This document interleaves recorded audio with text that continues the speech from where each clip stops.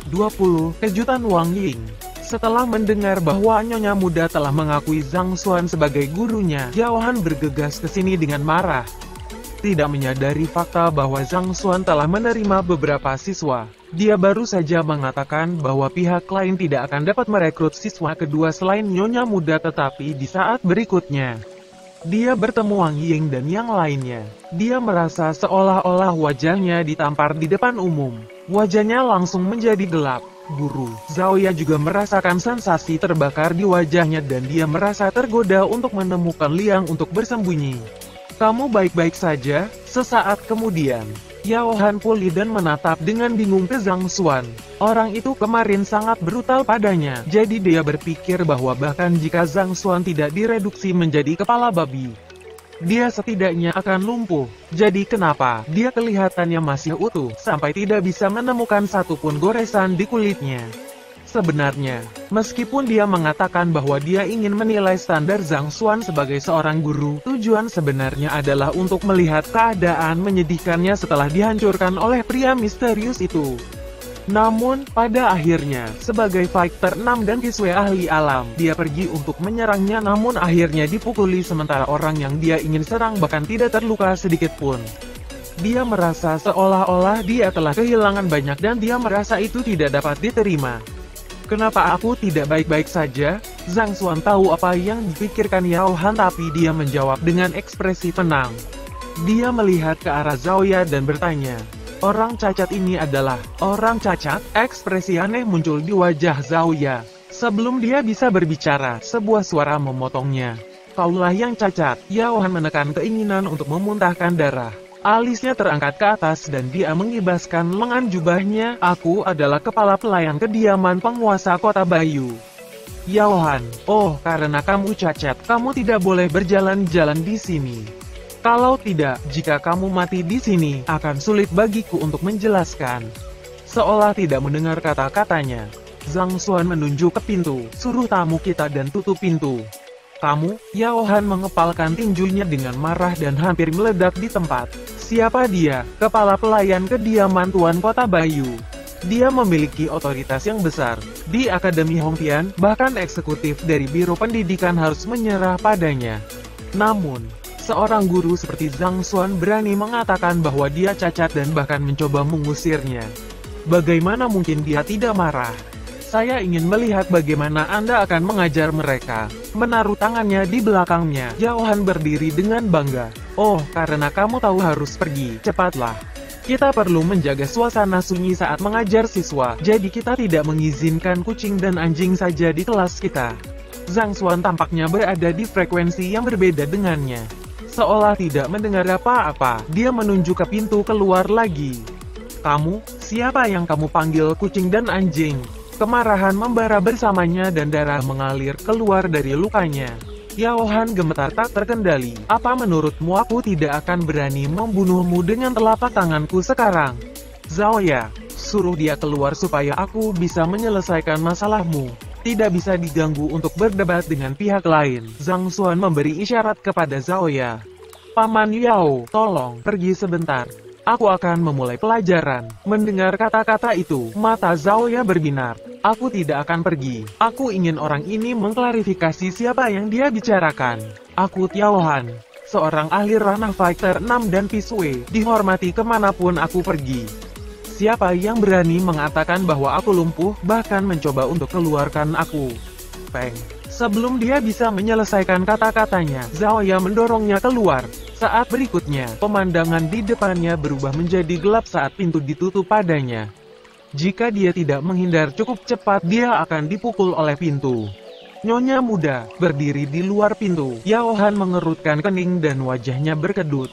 Jika dia diusir oleh Zhang Xuan, dia pasti akan membalas. Namun, karena nyonya muda itulah yang mengusirnya, dia tidak akan berani menyentuh gadis itu bahkan jika dia dipukuli sampai mati.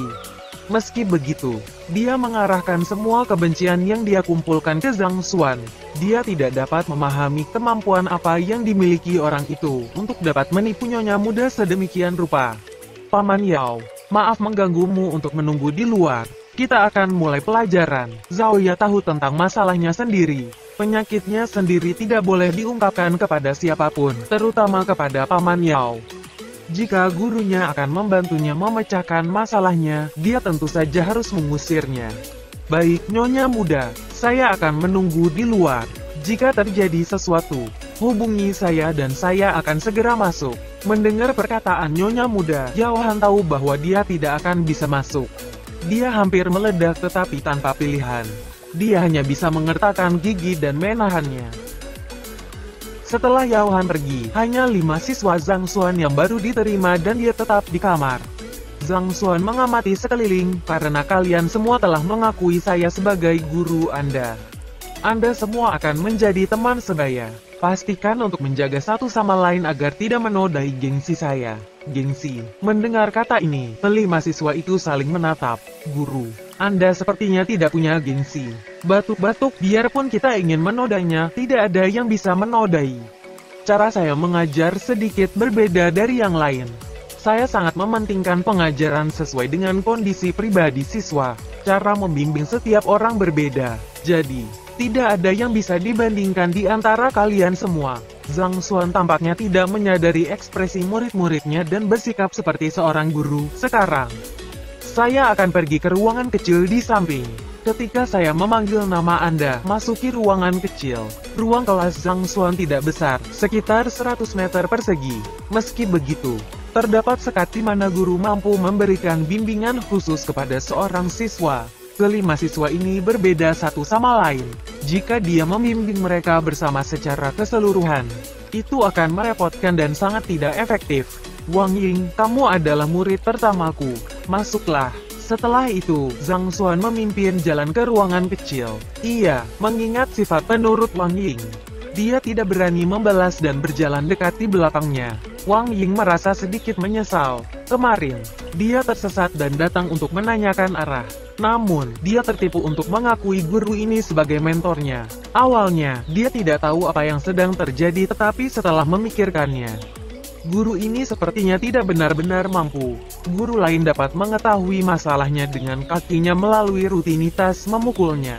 Namun, orang ini tidak hanya tidak tahu, dia bahkan membual tentang bisa menyembuhkan luka di kakinya. Untuk cedera ini, ayahnya bahkan menemukan tabib yang paling terkenal tetapi tidak berhasil.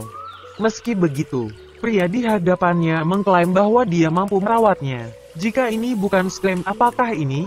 Lebih lanjut, Liu Laozi menceritakan banyak hal tentang guru ini padanya. Baru kemudian dia menyadari bahwa guru ini memiliki latar belakang yang bersinar. Guru pertama yang mendapat nilai 0 dalam ujian kualifikasi guru dan yang paling lemah dalam hal kekuatan di antara para guru. Mengapa dia sangat disayangkan ditipu olehnya dan mempercayai kata-katanya? Tidak heran kakak berkata bahwa ada banyak orang jahat di luar. Ketika kakak laki-lakinya memberitahu dia bahwa ada orang yang tidak dapat dipercaya di luar, dia tidak mempercayainya. Sekarang, melihat guru di depannya, dia merasa dianiaya bahwa dia telah dibohongi. Saat dia memikirkan tentang bagaimana dia harus menarik diri dari pelajaran guru ini, yang paling banyak hanya akan berakhir dengan omelan dan dia dapat menemukan kakak laki-lakinya untuk membantunya menemukan guru lain. Dia mendengar suara yang akrab terdengar. Tunjukkan teknik bertarungmu sekali lagi. Zhang Xuan duduk di tengah ruangan dan melihat ke arah dengan ekspresi tenang. Sebelumnya, ketika dia mencoba membujuk Wang Ying untuk bergabung dengannya, Library of Heaven's Path belum diaktifkan, jadi dia masih tidak tahu kekurangan apa yang dimiliki Wang Ying. Baik, meskipun Wang Ying tergoda untuk mundur dari pelajaran, dia menganggukkan kepalanya setelah ragu-ragu sejenak. Sekali lagi, tinjunya menghasilkan hembusan angin dan segera, rutinitas pukulannya berakhir. Zhang Xuan mengangguk. Meskipun karakter Wang Ying mungkin sedikit padat, rutinitas meninju cukup memuaskan. Guru, sebenarnya saya ingin. Wang Ying ragu sejenak dan tepat ketika dia akan mengungkapkan niatnya untuk menarik diri dari pelajaran Zhang Xuan, pemuda di seberangnya berbicara. Kalau aku tidak salah, kakimu mungkin dipukul oleh seseorang saat duel 2 tahun lalu. Zhang Xuan berkata, kamu, bagaimana kamu tahu? Wang Ying tercengang. Kata-katanya tersangkut di mulutnya saat matanya yang indah membelalak. Dia hanya berbicara tentang cedera di kakinya kemarin, dan bukan asal-usulnya. Dia tidak berharap pihak lain bisa mengatakan bahwa itu adalah cedera dari pukulan seseorang dan bahkan waktu cedera tersebut, dia tidak bisa membantu tetapi terkejut. Ada 3 titik akupuntur di kaki seseorang dan secara individu, mereka mengatur kekuatan, kecepatan, dan ketangkasan. Saat kamu bertarung dengan orang lain, pihak lain secara tidak sengaja memukul titik akupuntur yang mengatur kekuatan. Ketika titik akupuntur ini dipukul, itu mengakibatkan darah mengalir secara terbalik, sehingga mencegah Anda mengerahkan kekuatan padanya seperti orang normal lainnya. Zhang Xuan menyatakan dengan tenang. Itu, tubuh Wang Ying bergetar, wajahnya memerah sepenuhnya. Untuk kakinya, ayah Wang Ying telah mengundang semua dokter terkenal di kerajaan, termasuk Tuan Yuan Yu yang terkenal. Dia tampaknya telah mengucapkan kata-kata yang mirip. Tetapi bahkan dia tidak dapat mengidentifikasi di mana titik akupuntur yang mengatur kekuatan berada, sehingga dia tidak dapat merawatnya. Jika dia ingin diperlakukan sekali dan untuk selamanya, dia harus mengundang Master Ana Fighter 8 dan Song Shi yang memiliki zeki superior untuk merawatnya.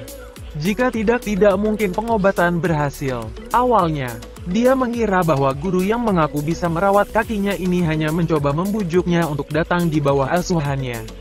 Namun, dia tidak menyangka bahwa dia akan mengatakan kata-kata yang persis sama dengan apa yang dikatakan Tuan Yuan Yu. Jadi bagaimana mungkin dia tidak terkejut? Guru, apakah Anda dapat memperlakukan saya? Wang Ying tidak bisa menahan diri untuk tidak bertanya. Ini hanya masalah kecil. Zhang Xuan menjawab pertanyaannya dengan lembut. Masalah kecil? Mata Wang Ying menyipit saat napasnya semakin cepat.